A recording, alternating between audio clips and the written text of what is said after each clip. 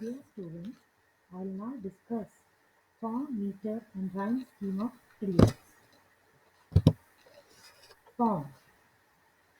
The clearest formal element of Prelude is the fact that it is organized into four separate poems labeled 1, 2, 3, and 4. These different poems within the larger poem create a series of vignettes or short scenes of modern urban life.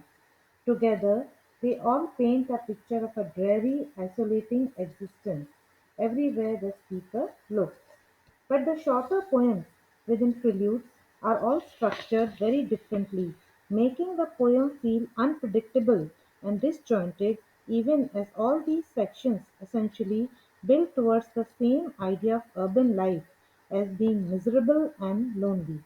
Poem 1 has 13 lines split into two stanzas.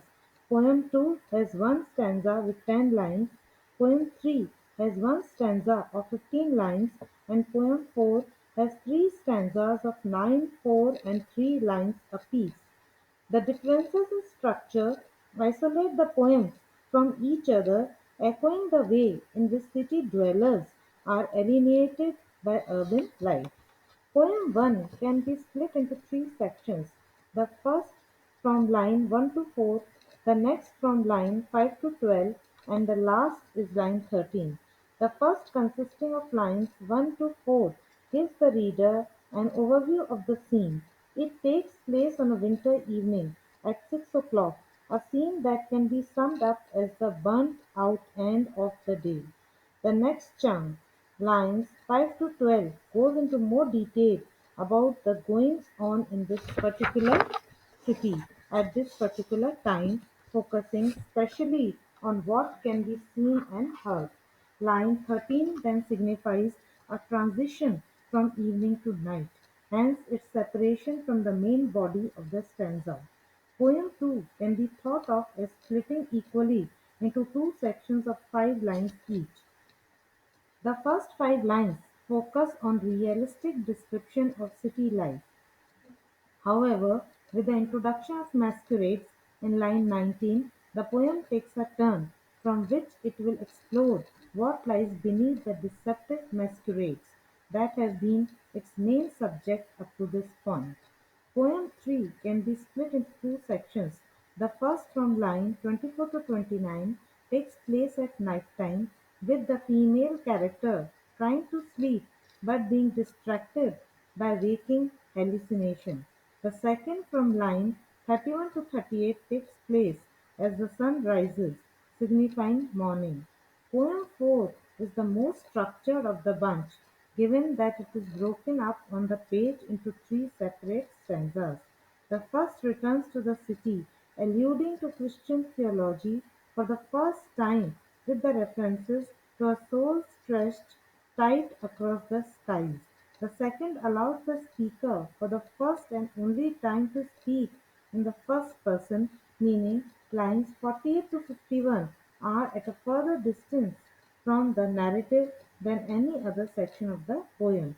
The final 3 lines of the poem return to the grubby sights of urban life. Meter.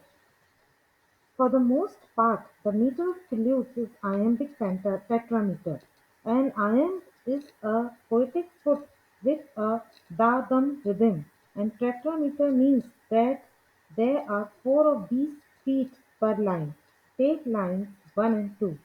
The wind, the winter evening set ties down, with smell of streets in passageway. Now there are three, uh, means 4 of these 3 feet. The wind turning set ties down. There are 4 feet. Now overall, this steady rhythm echoes the robotic, repetitive behavior of city dwellers in the poem. However, there are numerous lines which break within this pattern, the most important of which are discussed here. In poem 1, lines 3, 6, and 9 are all clearly shorter than the surrounding lines. 6 o'clock. The grill mascats, scripts, the show, the Shah Urs thee. So they are just shorter lines and they are split up. Technically, these are written in diameter, meaning they have 2 feet per line. Line 3 is technically something called headless catalectic because it is missing its initial unstressed beat. More important than terminology, though, is the effect of such changes in meter. These create a rhythm of sudden shifts and starts, which throws the reader off balance, preventing them from feeling comfortable. There are short lines in poem 2 as well, each of which represents a form of arrival. Line 18 signifies the arrival of muddy feet to the coffee stands where they were determinedly headed and is written in trimeter 3 feet per line. For example, 2 year Lyakov P stands. So they are 3 feet per line. 2 year is 1 feet, Lyakov is second feet and P stands is the third feet. And the line 20, which describes the resumption of artificial clock time each morning, is again in diameter. That time resumes. So that time is 1 feet and resumes is another feet. So it is in diameter. There are also several hypercatalectic lines throughout the poem. All this means is that a line has one syllable too many, as opposed to catalectic, which again means they are missing a syllable. Interestingly, these first occur in poem 3, with the shift in focus from the general mass of anonymous city dwellers to an individual character, the woman on her bed. Lines 25, 26, and 28 are all hypercatalectic. You lay upon your back and waited, you dozed and watched the night revealing, of which your soul was constituted. So these lines they are broken up into feet. These extra unstressed syllables, that is the ed in "waited", specifically create something called feminine endings. They evoke the lazy, stress-free state of the woman in this scene, still groggy, halfway between sleep and waking. Several lines also mix in feet other than the iamb to vary the rhythm or depart entirely from using the iamb as their metrical basis. The most important of these departures take place in the section including lines 48 to 51. This section has a distinct status from the rest of the poem as it is the only place where the speaker speaks in the first person. Lines 48, for instance, is trochaic pentameter. Recall that a trochee has a stressed unstressed rhythm, essentially making it the opposite of the iamb, while pentameter means there are 5 of these trochees in the lines as opposed to the 4 in tetrameter. This line is again catalectic because it is missing its final unstressed syllable that should appear after curled. More important, though, is again the fact that these are trochees. I am moved by fancies that are curled.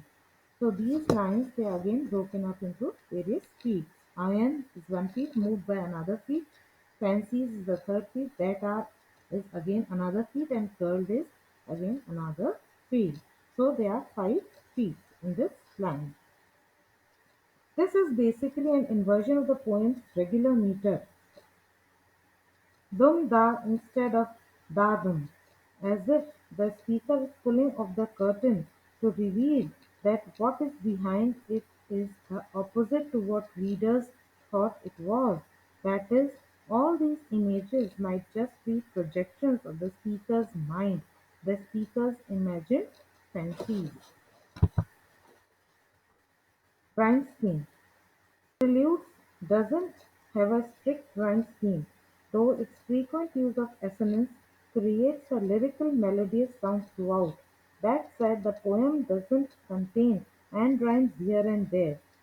Poem 1, for example, rhymes as follows: A, B, C B B D E F E F E G G. The most frequently recurring rhyme is with the word "feet", which appears in each of the four poems. Sometimes this creates and rhyme as with feet, beat, and street in poem 1. Other times it creates internal rhymes or assonance as with lines 16 and 17. From the sawdust trampled street, oblique, with all its muddy feet that press, being associated with the dirtiness of the pavement, feet act as shorthand for the dirtiness of the city as a whole. The fact that the world's most common rhyme is with street highlights this relationship. It is also worth noting that poem one contains the most instances of end rhyme. Perhaps this is in order to establish an ordered rhythm that mimics the artificial order imposed by clock time on human behavior. As prelude progresses, this order is revealed to be a masquerade, and fittingly, the use of rhyme becomes more regular. There are occasional half-rhymes as well, such as "eyes certainties". This use of half-rhyme here is ironic in lines focused on the idea of certainty, given that, if anything, half-rhyme reveals uncertainty. Thus the speaker encourages readers to be critical of the received opinions passed around in cities. Thank you.